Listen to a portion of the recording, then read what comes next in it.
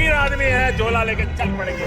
लेकिन पूरी दुनिया में आपने ऐसा कोई फकीर देखा है जो 1,40,000 का चश्मा लगाता खुद घूमते हैं 12 करोड़ की मर्सिडीज में, मतलब भिक्षा मांगकर यहाँ पर फॉरेन टूर भी कर लिए और डिजिटल कैमरा भी खरीद लिया डिजिटल कैमरा के रिलीज होने से पहले। और नरेंद्र मोदी अपने आप को गरीब ही नहीं बहुत गरीब परिवार का बताते हैं। मित्रों, मैं बचपन में रेल के डिब्बे में चाय बेचता था। वाह क्या फकीरी है। वो भगवान है हमारे, हम उनकी पूजा करते हैं। सच तो ये है दोस्तों कि ये लोग हमारे हिंदू धर्म को ही तोड़ने मरोड़ने लग गए अपने नफरत खोर एजेंडा को फैलाने के लिए।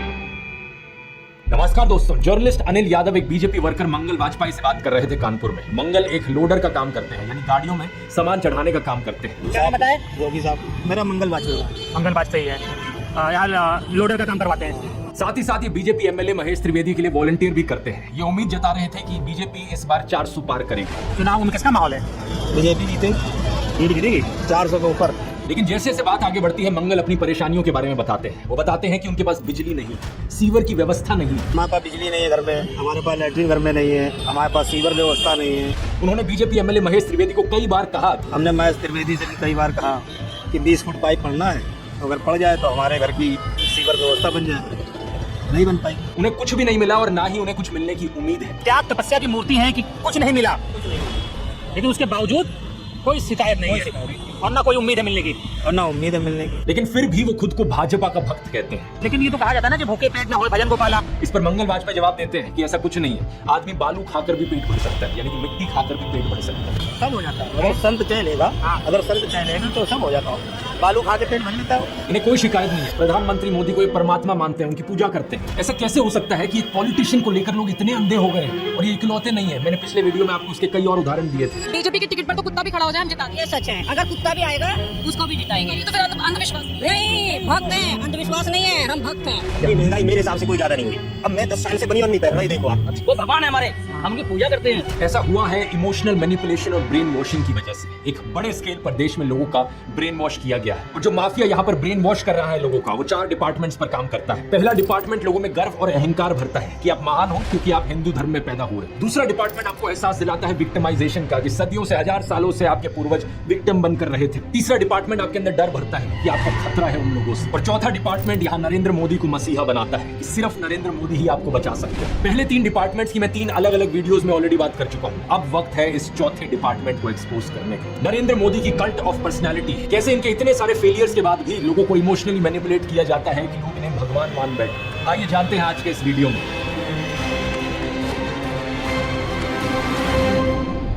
जून 2013 की बात है दोस्तों। राइटर नीलांजन मुखोपाध्याय ने एक किताब लिखी नरेंद्र मोदी के ऊपर। ये एक बायोग्राफी थी। इस किताब में लिखा गया कि कैसे नरेंद्र मोदी जब 6 साल के थे वडनगर रेलवे स्टेशन पर गुजरात में वो चाय बेचा करते थे। ये चाय बेचने वाला किस्सा तभी से लेकर नरेंद्र मोदी की संघर्ष की कहानी का ये एक मेजर टॉकिंग पॉइंट रहा है। 2015 में जब टाइम मैगजीन ने प्रधानमंत्री मोदी का इंटरव्यू लिया तो उन्होंने बताया कि कैसे वो एक बहुत गरीब परिवार से आते थे, कैसे बचपन में वो चाय बेचा करते थे रेलवे स्टेशन पर। इनकी एग्जैक्ट लाइनें सुनिए। मैं पॉवर्टी में पैदा हुआ, बचपन में मेरा पूरा बचपन पॉवर्टी में बीता है। मेरे लिए पॉवर्टी एक तरीके की पहली इंस्पिरेशन थी मेरी जिंदगी में। लेकिन कितनी सच्चाई है इन बातों में? बहुत से लोगों ने टाइम टू टाइम सवाल उठाए हैं। जैसे कि नरेंद्र मोदी के बचपन की ये फोटो देखिए। मैं 1950 यानी 1950 में पैदा हुए थे। क्या उस समय किसी गरीब परिवार में पैदा हुए बच्चे के पास ऐसे कपड़े होंगे? जरा खुद ही सोचकर देखिए। सूट तक पहन रखे हैं इन्होंने अपनी बचपन की फोटोज में। मैं खुद 1994 में एक मिडिल क्लास फैमिली में पैदा हुआ हूं, लेकिन मेरी तो बचपन की ऐसी कोई फोटो नहीं मिलेगी आपको जिसमें मैंने कोई सूट पहन रखा। नरेंद्र मोदी अपने आप को गरीब ही नहीं बहुत गरीब परिवार का बताते हैं। इंडिया टुडे ने इनकी पुराने घर की एक फोटो पब्लिश करी थी, स्क्रीन पर देखिए। बहुत बड़ा घर नहीं है, लेकिन क्या आपको ये 1950s के किसी बहुत गरीब परिवार का घर दिखता है? परिवार में नरेंद्र मोदी के 5 भाई और 1 बहन है। 2 साल पहले नरेंद्र मोदी के छोटे भाई प्रहलाद मोदी ने कहा था कि उन 5 भाइयों में से जिसका नंबर लगता था वो मदद करने चले जाता था। उनके पिता ने पूरी जिंदगी चाय बेची, उन 5 भाइयों और 1 बहन को बड़ा किया। इसलिए नरेंद्र मोदी को चाय बेचने वाले का बेटा कहना चाहिए। ये पत्रकारों की गलती है। सब भाइयों ने चाय बेची है, मेरे पिता ने पूरी जिंदगी चाय बेची, पूरी जिंदगी। इसीलिए कहा जाए तो चाय बेचने वाले का बेटा कहना चाहिए, चाय बेचने वाला नहीं कहना चाहिए। ये पत्रकारों की गलती है। 2014 में कांग्रेस नेता अहमद पटेल ने कहा था कि नरेंद्र मोदी कभी चाय वाला नहीं थे, बल्कि वो एक कैंटीन ठेकेदार थे। अब कांग्रेस की बात पर कितना यकीन किया जाए नहीं किया जाए, लेकिन 2021 में बीजेपी ने भी ये कैंटीन वाली चीज अनइंटेंशनली एक्नॉलेज करी थी। रेलवेज मिनिस्टर अश्विनी वैष्णव ने इंस्ट्रक्ट किया ऑफिशियल्स को कि वो वडनगर रेलवे स्टेशन पर एक कैंटीन को ब्यूटीफाई करें। इंडिया टुडे के आर्टिकल में यह क्लियरली लिखा हुआ है और इसके नीचे एक फोटो भी लगी है इस टी स्टॉल / कैंटीन की जो नरेंद्र मोदी के पिता चलाया करते थे। हाल ही में लिखे गए CNN के इस आर्टिकल को देखिए। नीलांजन मुखोपाध्याय खुद कहते हैं कि मोदी की जो पॉवर्टी की कहानी है वो ग्रॉसली एग्जैजरेटेड है, यानी कि बहुत बढ़ा चढ़ा कर लोगों को बताई गई है। इतना ही नहीं, एक दूसरे आर्टिकल में नीलांजन बताते हैं कि नरेंद्र मोदी के पिता के पास इतने पैसे थे कि वो मोदी और उनके भाइयों को स्कूल भेज पाए, और स्कूल जाने का मतलब था कि वो कहीं और फुल टाइम काम नहीं कर सकते थे, बस वो स्कूल के बाद अपने पिता का हाथ बटाया करते थे। ये सब सुनकर एक बहुत बड़ा सवाल आपके मन में आएगा कि ऐसी कहानियों को क्यों बढ़ा चढ़ाकर हमें बताया जाता है। नीलांजन कहते हैं ऐसा इसलिए किया जाता है ताकि इंडियन पब्लिक को एक आइडिया बेचा जा सके। मित्रों, मैं बचपन में रेल के डिब्बे में चाय बेचता था और आज आपके सामने खड़ा हूं।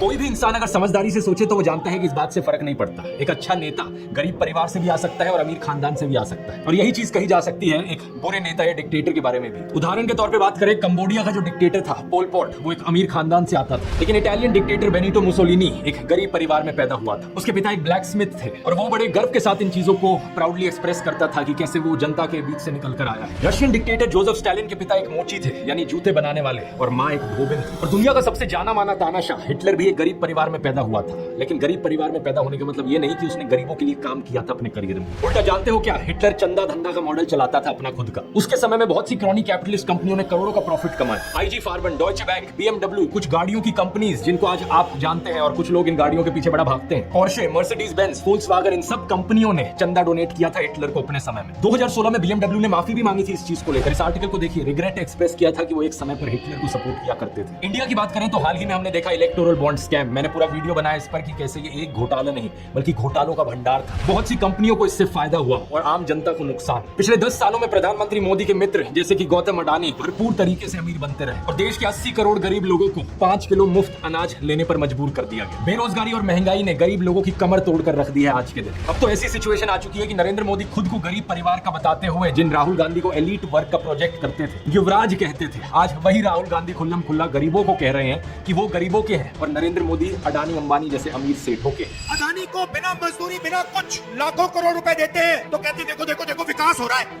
हमने मनरेगा किया, मजदूरी के लिए पैसा दे रहे हैं और कहते हैं गरीबों की आदत बिगाड़ रहे हैं। मैं आपका हूँ, वो उनके हैं। राहुल गांधी कह रहे हैं कि जितना रुपया नरेंद्र मोदी ने अडानी को दिया है उतना रुपया वो देश के गरीब लोगों को देंगे। और मैं देश को फिर से दोहरा के कह रहा हूँ, जितना पैसा नरेंद्र मोदी जी ने इनको दिया है ना, उतना ही पैसा हम हिंदुस्तान के गरीब लोगों को देने जा रहे हैं। महालक्ष्मी योजना, पहली नौकरी पक्की योजना, इन योजनाओं के माध्यम से करोड़ों लाखपति बनाए। इन्होंने 22 अरबपति बनाए, हम करोड़ों लाखपति। प्रधानमंत्री मोदी इसका ज्यादा जवाब दे नहीं पाए। उल्टा उन्होंने कोशिश करी थी ये कहने की कि अडानी अंबानी एक्चुअली में कांग्रेस के साथ मिले हुए हैं। कोशिश करें इस चुनाव में ये अंबानी अडानी से कितना माल उठाया है। मार्च में आई इस रिपोर्ट को देखिए, भारत में इनकम इनइक्वालिटी 100 साल में सबसे ज्यादा हो गई है। इतनी बुरी हालत अंग्रेजों के जमाने में भी नहीं होती थी। ऐसे में अगर राहुल गांधी ने संकल्प लिया कि अगले 5 सालों में वो सभी 22 करोड़ गरीब लोगों को गरीबी से निकाल देंगे तो इसमें क्या गलत थी। लेकिन पीएम मोदी इस बात पर भी तंज कसने लगे। उनके पास खुद कोई अपना विजन नहीं है। 80 करोड़ लोगों के हाथ में कटोरा पकड़ा दिया और अगले 5 सालों के लिए यही 5 किलो अनाज वाली स्कीम एक्सटेंड कर दी। ना रोजगार का कोई प्लान बताया है, ना महंगाई कंट्रोल कैसे होगी ये बताया, ना गरीबी कैसे हटेगी ये बताया। और जब राहुल गांधी ने सबके लिए रोजगार की बात करी तो प्रधानमंत्री मोदी उनका मजाक उड़ाने लग गए। कांग्रेस के शाहजादे ने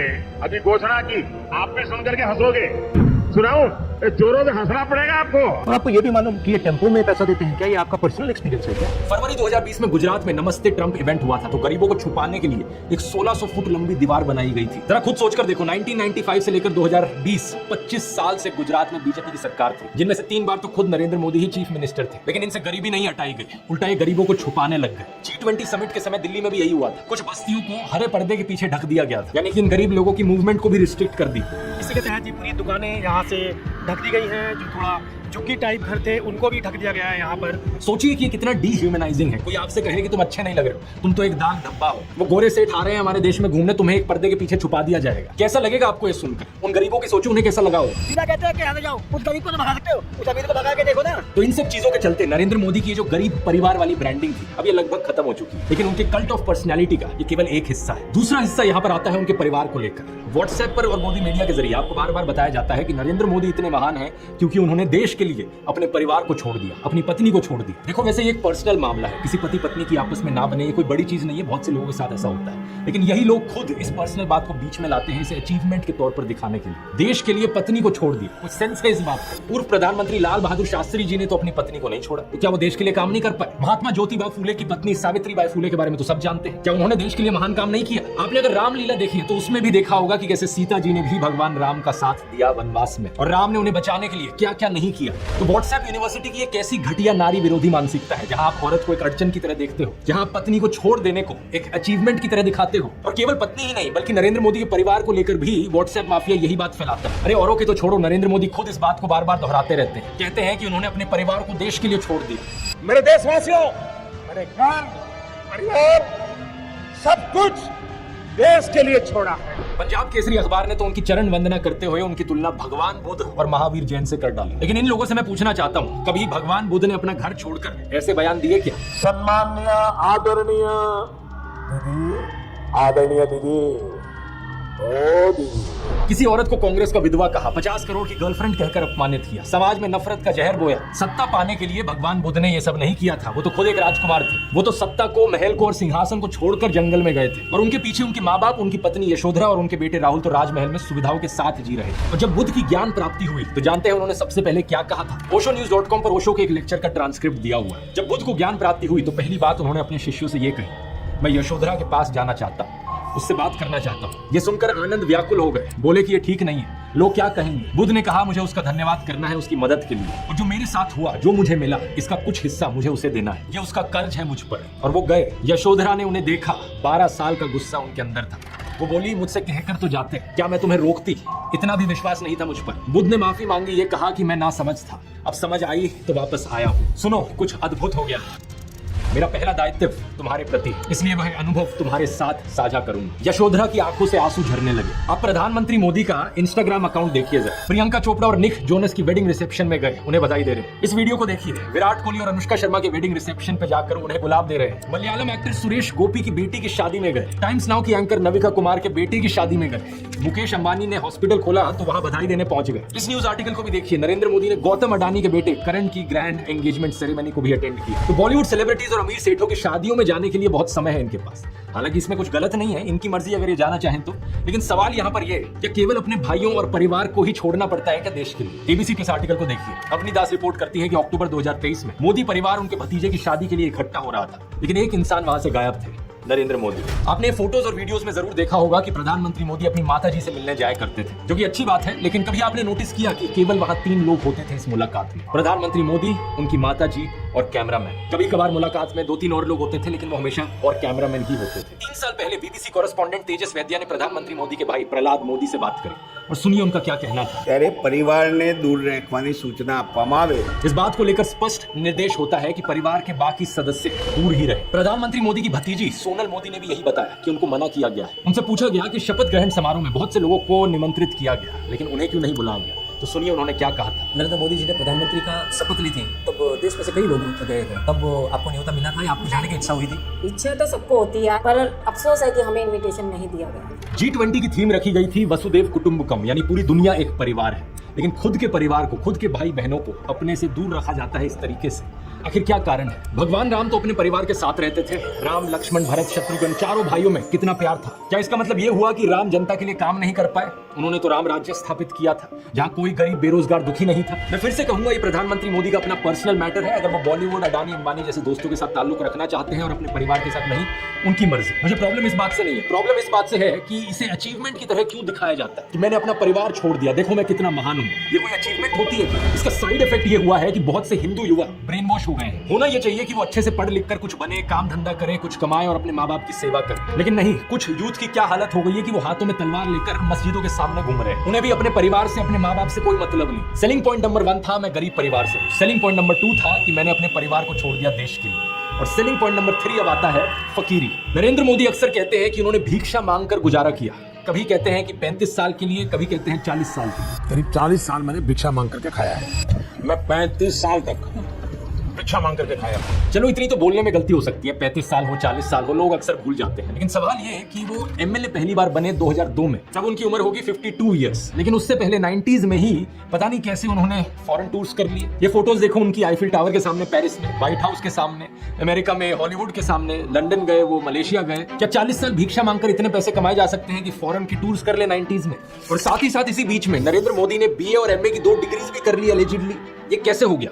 आप ही बताओ दोस्तों, साल 1990 में डायलकॉम मॉडल 1 रिलीज हुआ था, जो कि यूएस में लॉन्च होने वाला दुनिया का पहला कमर्शियली अवेलेबल डिजिटल कैमरा था। लेकिन प्रधानमंत्री मोदी अपने इंटरव्यू में बताते हैं कि उन्होंने पहली बार डिजिटल कैमरा 1987 या 1988 में यूज किया था। मैंने पहली बार डिजिटल कैमरा का उपयोग किया था 87-88 में। मतलब भिक्षा मांगकर यहाँ पर फॉरेन टूर भी कर लिए और डिजिटल कैमरा भी खरीद लिया डिजिटल कैमरा के रिलीज होने से पहले। वाह क्या फकीरी है। वाह मोदी जी वाह। अपनी कलम को गिरवी रख चुका एक गीतकार कहता है कि फकीरी है आपके स्वभाव में। एक फकीरी है आपके स्वभाव में। कभी नरेंद्र मोदी खुद ही कहते हैं कि हम तो फकीर आदमी हैं, झोला उठाकर चल पड़ेंगे। अरे हम तो फकीर आदमी है, झोला लेके चल पड़ेंगे जी। लेकिन पूरी दुनिया में आपने ऐसा कोई फकीर देखा है जो 1,40,000 का चश्मा लगाता हो, अपनी बूढ़ी माँ को नोटबंदी के लिए लाइन में खड़ा कर दिया और खुद घूमते हैं 12 करोड़ की मर्सिडीज में। एक तरफ तो शास्त्री जी जैसे प्रधानमंत्री देखे हैं देश ने। बताया जाता है कि उनके पास सिर्फ 2 धोती और 2 कुर्ते हुआ करते थे। कुर्ता फटकर इस्तेमाल करने लायक ना रहे तो उसे भी रुमाल बना लेते थे लाल बहादुर शास्त्री जी। लेकिन प्रधानमंत्री मोदी की यूएस विजिट की इन फोटोज को देखिए, एक दिन में 4 बार कपड़े बदलते हैं। जो प्रिंट में लिखेगा इस आर्टिकल को देखिए, उत्तराखंड और हिमाचल जाते हुए प्रधानमंत्री मोदी ने 8 घंटे में 4 बार कपड़े बदले। इस टाइम्स ऑफ इंडिया के आर्टिकल को देखिए, प्रधानमंत्री मोदी गंगा आरती करने गए तब भी कपड़े बदलते जा रहे हैं। हुबली टाइम्स वालों ने तो इनकी फैंसी ड्रेस का एक पूरा कोलाज बना दिया। इंडिया टुडे ने भी इनकी 22 हेडगियर्स की कलेक्शन दिखाई है इस आर्टिकल में।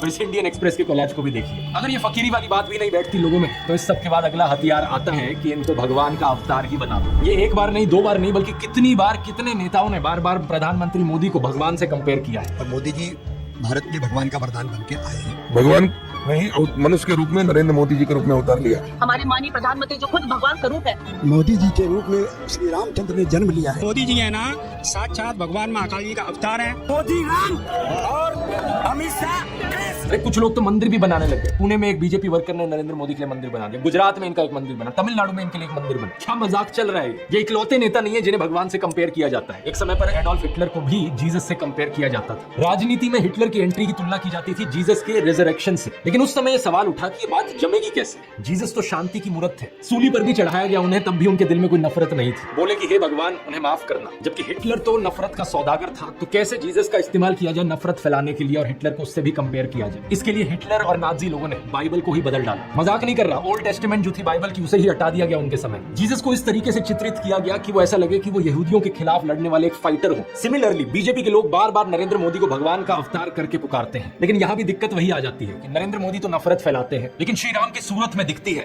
विनम्रता, सौम्यता, करुणा। राजा रवि वर्मा की इस आइकॉनिक पेंटिंग को देखिए, राम दरबार, जो कि हमारे देश के करोड़ों घरों में लगी हुई है। इस प्रॉब्लम का समाधान ढूंढने के लिए इनके लोगों ने राम की सूरत बदलनी शुरू कर दी। पिछले कुछ सालों में आपने देखा होगा ये एंग्री हनुमान और एंग्री राम की आइकॉनोग्राफी गाड़ियों के पीछे इसे लगाया जाता है, ये दर्शाने के लिए कि ये है असली में भगवान राम। चरित्र ही बदल दो भगवान का। रामायण में मुसलमानों का कोई जिक्र नहीं है, लेकिन इन लोगों ने रामायण को भी तोड़ मरोड़ दिया अपने नफरतखोर एजेंडा के लिए। 2016 में एक बीजेपी एमपी ने कहा कि मुसलमान तो रावण के डिसेंडेंट्स हैं। व्हाट्सएप माफिया वालों ने हमारे हिंदू स्क्रिप्चर्स में एक झूठा कोट इंसर्ट कर दिया, धर्म हिंसा तथा जो चीज किसी वेद पुराण में नहीं थी, किसी रामायण महाभारत में नहीं थी, इन्होंने जबरदस्ती अपना नफरतखोर एजेंडा बीच में घुसा दिया उसने। धर्म हिंसा तथा आपको जान करके आनंद होगा कि ये किसी भी ग्रंथ में कहीं पर भी नहीं लिखा हुआ है, और इससे आपके रोंगटे भी खड़े हो जाने चाहिए कि ये कौन सी सेंट्रलाइज्ड कॉन्स्पिरेसी यूनिट है जो इतनी बड़ी बड़ी साजिशें करती है कि जो बात धर्म ग्रंथ में लिखी भी नहीं हुई है उसको संस्कृत में लिख करके उसको चारों तरफ व्हाट्सएप से और दूसरे जरियों से फैला देती है। सच तो ये है दोस्तों कि ये लोग हमारे हिंदू धर्म को ही तोड़ने मरोड़ने लग गए अपने नफरतखोर एजेंडा को फैलाने के लिए। लेकिन अब बहुत से हिंदुओं को इनका एजेंडा समझ में आ गया है। इस तरीके का हमारे धर्म के साथ खिलवाड़ करना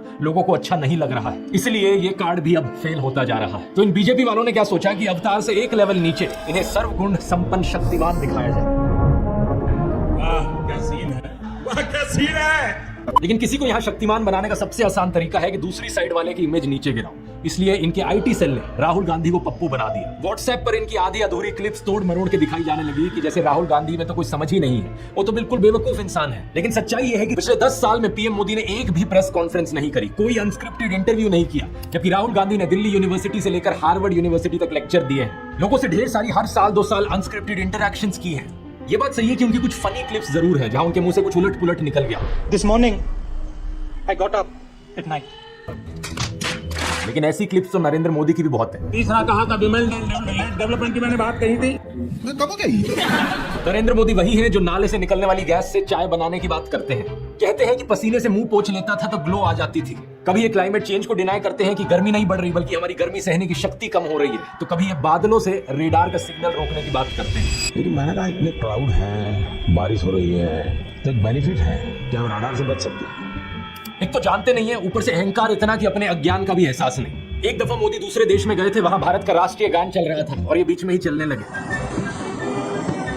ऐसी गलती किसी से भी हो सकती है, लेकिन बात मैं यहाँ पर ये बताना चाह रहा हूँ कि प्रधानमंत्री मोदी की भी फनी क्लिप्स बहुत सारी हैं। दूसरों को पप्पू बोलने से पहले अपनी क्लिप्स पर नजर डाल लो। पप्पू को हारने का डर लग रहा है, पप्पू को नहीं लगाएंगे। और अभी तो एक बहुत बेहतरीन मौका मिला है। हमारे फॉर्मर सुप्रीम कोर्ट के जजेस ने राहुल गांधी और नरेंद्र मोदी दोनों को एक वन ऑन वन डिबेट के लिए इनवाइट किया है। राहुल गांधी तो इस इनविटेशन को ऑलरेडी एक्सेप्ट कर चुके हैं, लेकिन नरेंद्र मोदी अभी भी चुप है। अगर ऐसा होता है तो जनता के लिए भी एक बड़ा सीधा मौका होगा देखने का कि नरेंद्र मोदी और राहुल गांधी में से कौन ज्यादा समझदार है, कौन ज्यादा इंटेलिजेंट है और कौन ज्यादा केपेबल लीडर है देश के लिए। लेकिन नरेंद्र मोदी अगर इस डिबेट से भागते हैं और जवाब ही नहीं देते तो समझ जाना कौन यहाँ पर बेहतर है। इस कल्ट ऑफ पर्सनैलिटी में प्रधानमंत्री मोदी का सबसे बड़ा कार्ड है सब जगह फोटो चिपका। बचपन में मैं सोचता था कि ये कोका कोला जैसी ड्रिंक्स की एड्स क्यों आती हैं टीवी पर। हर कोई तो जानता है कि कोका कोला क्या है। बाद में मुझे समझ आया कि out of site is out of mind, यानी नजर से बाहर तो दिमाग से बाहर। और इसकी उल्टी एक टैक्टिक है, जितना नजर में रहोगे उतना लोगों के दिमाग में घुसोगे। अखबार पर नरेंद्र मोदी, रेडियो पर नरेंद्र मोदी, टीवी चैनलों पर नरेंद्र मोदी, फेसबुक पर नरेंद्र मोदी,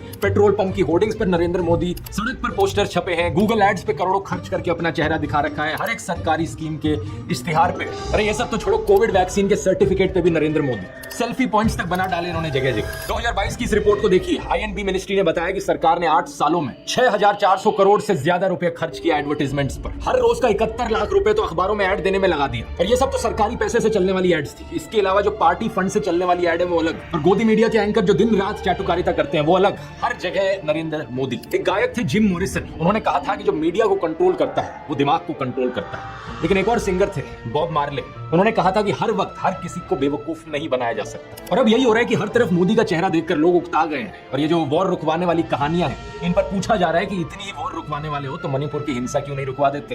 इलेक्ट्रॉन बोर्ड का पैसा है, कहीं तो यूज होगा। किसी एक्टर को उठा के बेटी बना देंगे, पापा ने वॉर रुकवा दी, पापा मणिपुर के दंगे क्यों नहीं रुकवाते। लोग पूछ रहे हैं कि भारत में सब चंगा सी है तो 2022 में सब रिकॉर्ड तोड़ते हुए 2.25 लाख लोगों ने भारतीय नागरिकता क्यों छोड़ दी। इस मोदी मैजिक के खत्म होने का सबसे बड़ा सबूत यही है कि बीजेपी को दूसरी पार्टियों के उन नेताओं को अपनी पार्टी में लाना पड़ रहा है जिन पर भ्रष्टाचार के एक से बढ़कर एक आरोप लगे। अगर मोदी मैजिक अब सही में बचा होता तो मोदी के नाम से ही चुनाव जीता जा सकता था। इन बाहर के नेताओं को लाने की जरूरत नहीं थी अपनी पार्टी में। ये झूठ, डर और नफरत फैलाने की जरूरत नहीं थी। इस वीडियो में तो मैंने आपको नरेंद्र मोदी का वो चेहरा दिखाया है जो व्हाट्सएप माफिया आपको दिखाता रहता है। अगले वीडियो में मैं आपको दिखाऊंगा उनका असली चेहरा, उनके माइंड में क्या क्या चलता रहता है। यहाँ मैं आप लोगों को धन्यवाद करना चाहूंगा क्योंकि आप लोग इतने जज्बे के साथ इनकी इस झूठ और नफरत की फैक्ट्री को तबाह करने में लगे हुए हो। हमारे इस मिशन 100 करोड़ पर लगे रहिए। ये देखकर खुशी होती है कि किसी का कमेंट आता है ये कहते हुए कि आपने एक वीडियो को 850 लोगों के साथ शेयर किया व्हाट्सएप पर। कल पता चलता है कि प्रोजेक्टर स्क्रीन पर दिखाकर आप वीडियो चला रहे हो राजस्थान की गलियों से लेकर वेस्ट बंगाल तक। किसी ने टीवी लगा दिया बाहर मुंबई में ताकि लोगों तक सच पहुंचाया जा सके। इसी तरीके से लगे रहो। हमें देश के लोकतंत्र को बचाना है, देश के संविधान को बचाना है। वोट करने जरूर जाना और अपने आसपास के 10 लोगों को कन्विंस करना वोट करने के लिए। वोट करना इस नफरत और झूठ के खिलाफ। मुझे यकीन है कि हम इकट्ठे मिलकर देश को बचा लेंगे। अगर आपने इस ब्रेन वॉशिंग माफिया के चारों डिपार्टमेंट्स के बारे में पहली बार सुना है तो इस वीडियो को जरूर देखिए। यहाँ पर मैंने शुरुआत से समझाया था पहले डिपार्टमेंट के बारे में, क्लिक करके देख सकते हैं। इनकलाब जिंदाबाद। जय हिंद।